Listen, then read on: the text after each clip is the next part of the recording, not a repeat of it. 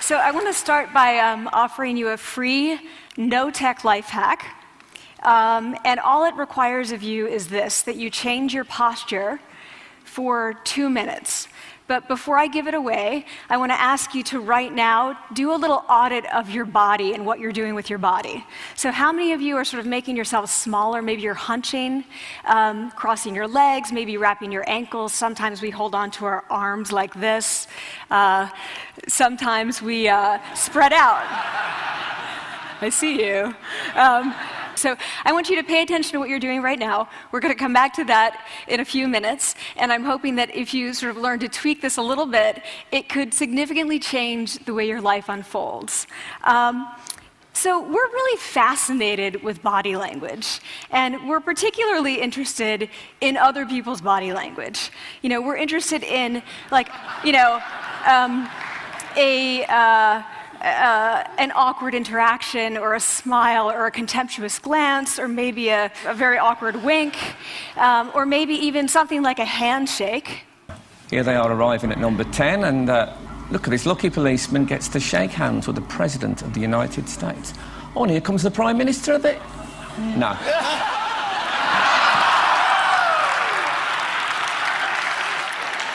So a handshake, or the lack of a handshake, can have us talking for weeks and weeks and weeks, even the BBC and the New York Times. So obviously, when we think about nonverbal behavior or body language, but we call it nonverbals as social scientists, it's language. So we think about communication. When we think about communication, we think about interactions. So what is your body language communicating to me? What's mine communicating to you? And there's a lot of reason to believe that this is a valid way to look at this. So social scientists have spent a lot of time looking at the effects of our body language or other people's body language on judgments. And we make sweeping judgments and inferences from body language. And those judgments can predict really meaningful life outcomes, like who we hire or promote, who we ask out on a date.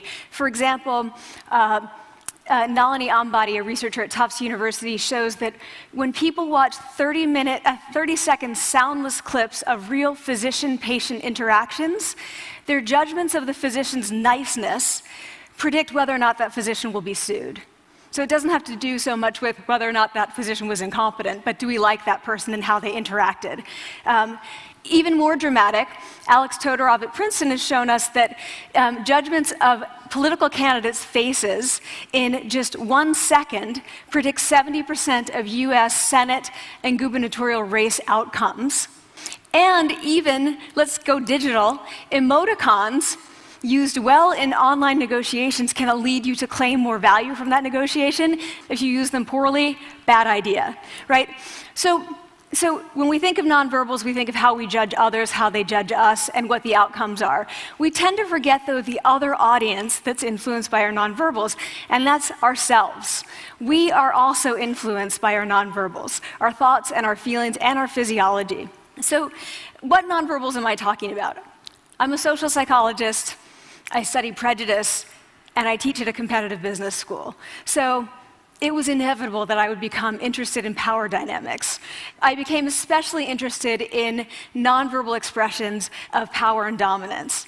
And what are nonverbal expressions of power and dominance? Well, this is what they are. So in the animal kingdom, they are about expanding. So you make yourself big, you stretch out, you take up space, you're basically opening up. It's about opening up. And this is true across the animal kingdom. It's not just limited to primates, and humans do the same thing.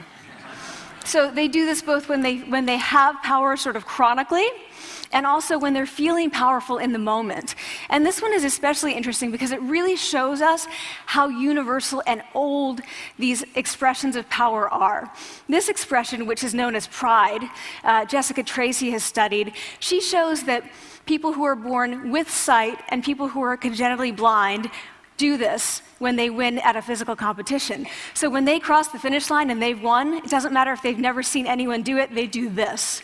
So the arms up in the V, the chin is slightly lifted. What do we do when we feel powerless? We do exactly the opposite. We close up, we wrap ourselves up, we make ourselves small. We don't want to bump into the person next to us. So again, both animals and humans do the same thing.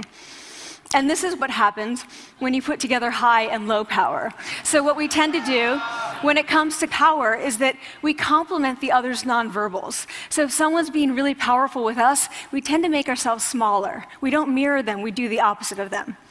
So I'm watching this behavior in the classroom, and what do I notice? I notice that MBA students really exhibit the full range of power nonverbals. So you have people who are like caricatures of alphas, like really coming into the room.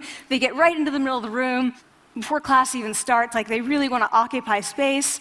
When they sit down, they're sort of spread out. They raise their hands like this.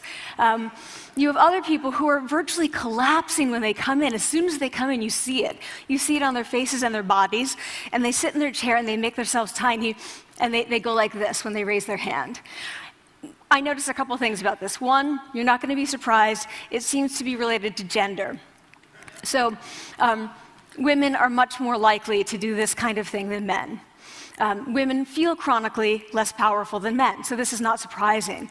But the other thing I noticed is that it also seemed to be related to the extent to which the students were participating and how well they were participating. And this is really important in the MBA classroom because participation counts for half the grade.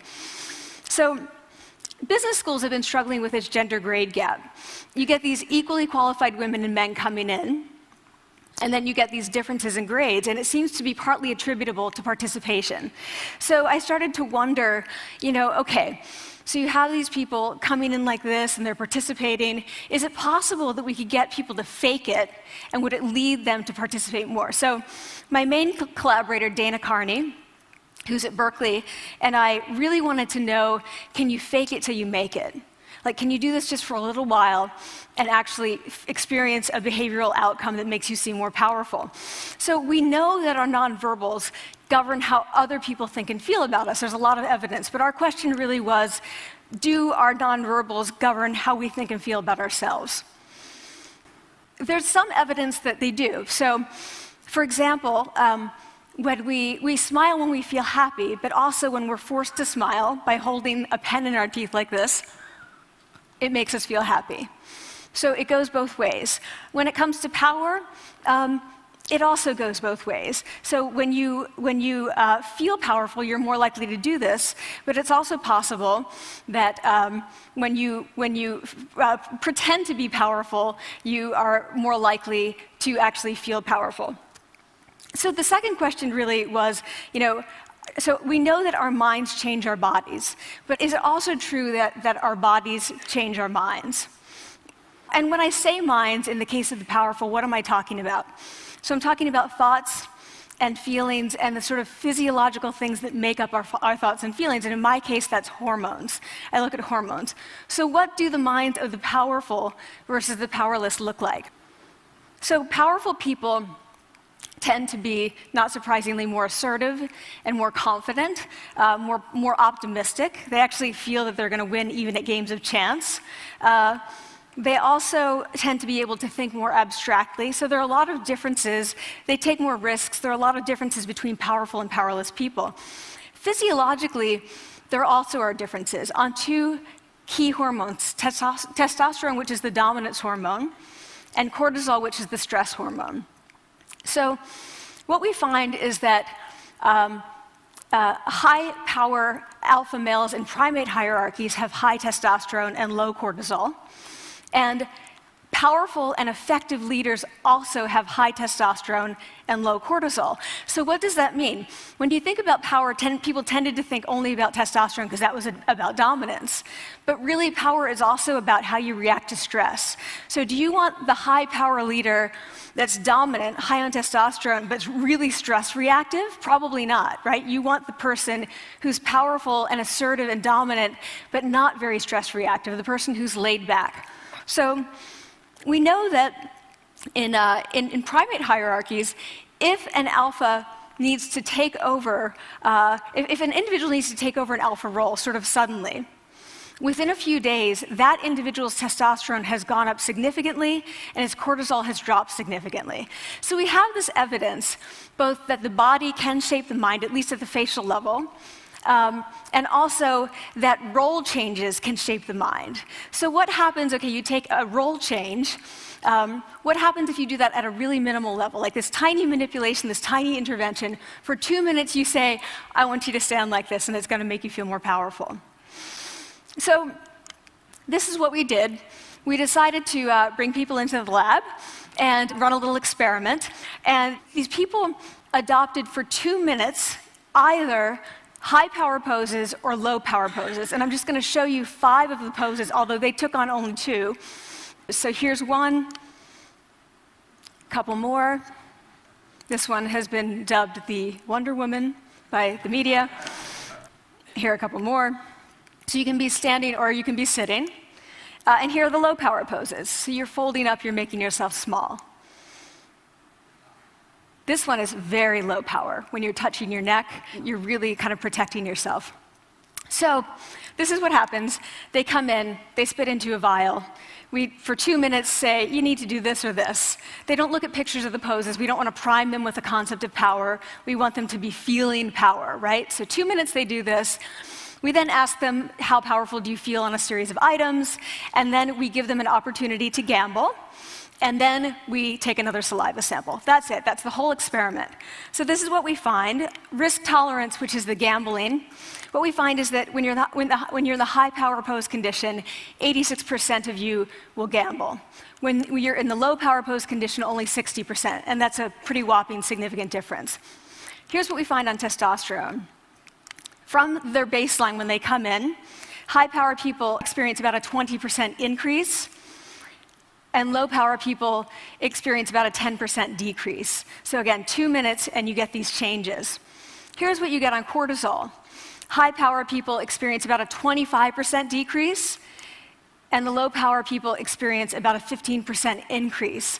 So 2 minutes lead to these hormonal changes that configure your brain to basically be either assertive, confident, and comfortable, or really stress reactive, and feeling sort of shut down. And we've all had that feeling, right?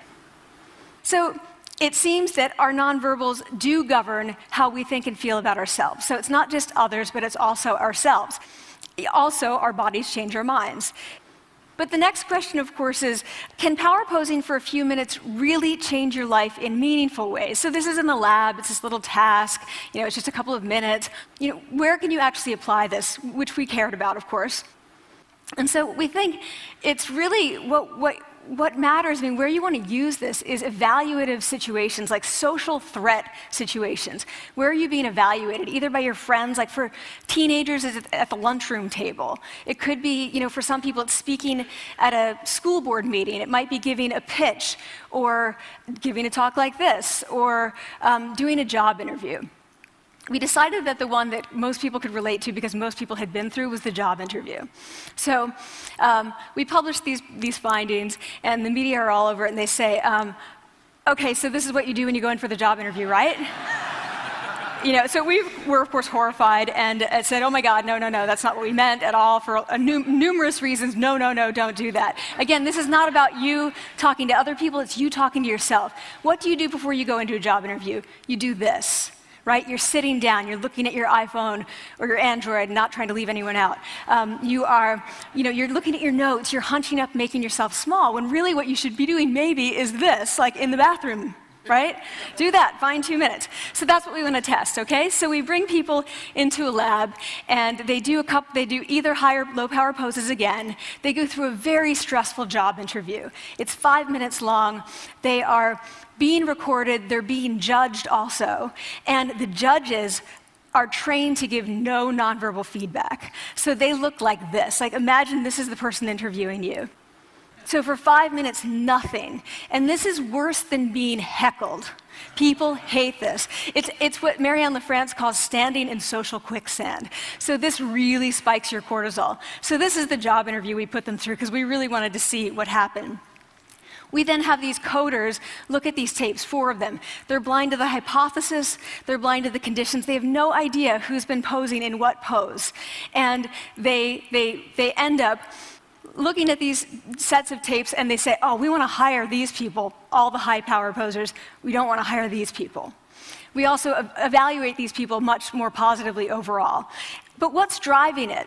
It's not about the content of the speech. It's about the presence that they're bringing to the speech. We also, because we rate them on all these variables related to sort of competence, like how well structured is the speech? How good is it? What are their qualifications? No effect on those things. This is what's affected, these kinds of things. People are bringing their true selves, basically. They're bringing themselves. They bring their ideas, but as themselves, with no residue over them. So this is what's driving the effect or mediating the effect. So when I tell people about this, that our bodies change our minds and our minds can change our behavior and our behavior can change our outcomes, they say to me, it feels fake, right? So I said fake it till you make it. Like, it's not me. Like, I don't want to get there and then still feel like a fraud. I don't want to feel like an imposter. I don't want to get there only to feel like I'm not supposed to be here. And that really resonated with me because I want to tell you a little story about being an imposter and feeling like I'm not supposed to be here. When I was 19, I was in a really bad car accident. I was thrown out of a car, rolled several times. I was thrown from the car, and I woke up in a head injury rehab ward. And I had been withdrawn from college, and I learned that my IQ had dropped by 2 standard deviations, which was very traumatic. I knew my IQ because I had identified with being smart, and I had been called gifted as a child. So I'm taken out of college. I keep trying to go back. They say, you're not going to finish college. Like, just, there are other things for you to do, but that's not going to work out for you. So I really struggled with this. And I have to say, having your identity taken from you, your core identity, and for me it was being smart, having that taken from you, there's nothing that leaves you feeling more powerless than that. So I felt entirely powerless. I worked and worked and worked, and I got lucky and worked and got lucky and worked. Eventually I graduated from college. It took me 4 years longer than my peers. And I convinced someone, my angel advisor, Susan Fisk, to take me on. And so I ended up at Princeton, and I was like, I am not supposed to be here. I am an imposter. And the night before my first year talk, and the first year talk at Princeton is a 20-minute talk to 20 people. That's it. I was so afraid of being found out the next day that I called her and said, I'm quitting. She was like, you are not quitting, because I took a gamble on you and you're staying. You're going to stay, and this is what you're going to do. You're going to fake it. You're going to do every talk that you ever get asked to do. You're just going to do it and do it and do it, even if you're terrified and just paralyzed and having an out-of-body experience until you have this moment where you say, oh my gosh, I'm doing it. Like, I have become this. I am actually doing this. So that's what I did. 5 years in grad school. A few years, I'm at Northwestern. I moved to Harvard. I'm at Harvard. I'm not really thinking about it anymore, but for a long time I had been thinking, not supposed to be here, not supposed to be here. So at the end of my first year at Harvard, a student who had not talked in class the entire semester, who I had said, look, you got to participate or else you're going to fail, came into my office. I really didn't know her at all. And she came in totally defeated, and she said, I'm not supposed to be here.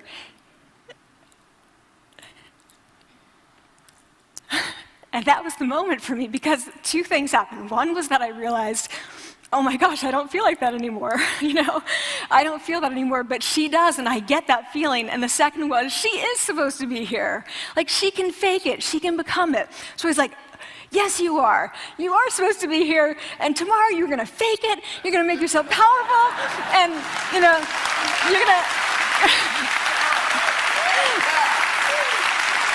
and you're going to go into the classroom, and you are going to give the best comment ever, And she gave the best comment ever, and people turned around, and they were like, oh my God, I didn't even notice her sitting there, She comes back to me months later, and I realized that she had not just faked it till she made it, she had actually faked it till she became it. So she had changed. And so I want to say to you, don't fake it till you make it. Fake it till you become it. It's not do it enough until you actually become it and internalize. The last thing I want to leave you with is this. Tiny tweaks can lead to big changes. So this is 2 minutes. 2 minutes, 2 minutes, 2 minutes. Before you go into the next stressful, evaluative situation, for 2 minutes, try doing this in the elevator, in a bathroom stall, at your desk behind closed doors. That's what you want to do. Configure your brain to cope the best in that situation. Get your testosterone up, get your cortisol down. Don't leave that situation feeling like, oh, I didn't show them who I am. Leave that situation feeling like, oh, I really feel like I got to say who I am and show who I am. So I want to ask you first, both to try power posing, and also I want to ask you to share the science, because this is simple. I don't have ego involved in this. Give it away, share it with people, because the people who can use it the most are the ones with no resources and no technology and no status and no power. Give it to them, because they can do it in private. They need their bodies, privacy, and 2 minutes, and it can significantly change the outcomes of their life. Thank you.